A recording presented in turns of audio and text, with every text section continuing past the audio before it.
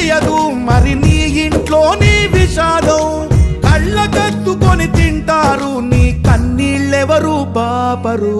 రైతు రైతు రైతో పాడుగాను నీ రాతో, మెతుకు మెతుకుపై నీ చెమటున్న వెతుకులాట నీ బతుకు, చివరకు చేరుతుంది ఏ చితికో.